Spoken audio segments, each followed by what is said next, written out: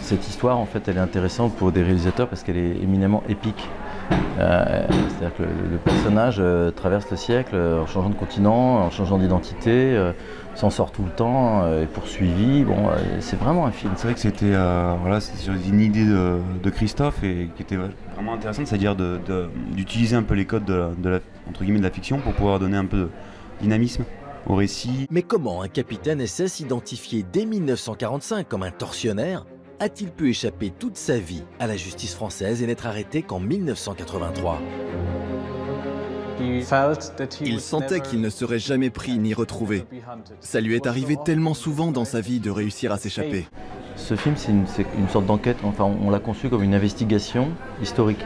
Donc on a rassemblé tous les documents existants, on a tout lu, Vincent surtout, il a tout lu et tout vu, parce qu'il y avait déjà beaucoup de documentaires faits sur ce sujet. Et on s'est dit, ok, voilà ce qui doit être la base du récit qui est connu, qui a déjà été raconté et qu'on va raconter à notre manière. Mais par ailleurs, il y a encore des zones d'ombre, il y a des trous à plein de moments dans l'histoire. Ce Français qui tente de tuer Barbie à la Paz et qui finalement renonce à le faire, ça n'a jamais été raconté auparavant. Michel Kojo-Goldberg refuse de laisser les crimes nazis impunis.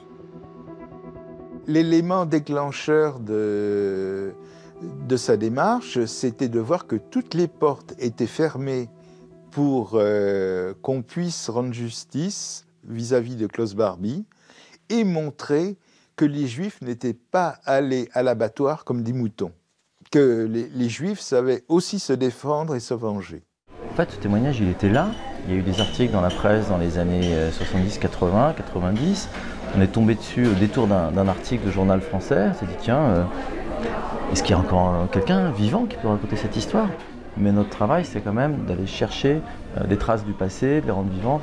Et une fois que c'est gravé de manière numérique comme ça, dans un documentaire ou autre chose, ben ça reste. Et on a eu ce souci aussi dans l'utilisation de l'image d'archive, d'utiliser la bonne archive. Parce que ça peut arriver d'utiliser l'archive comme illustration.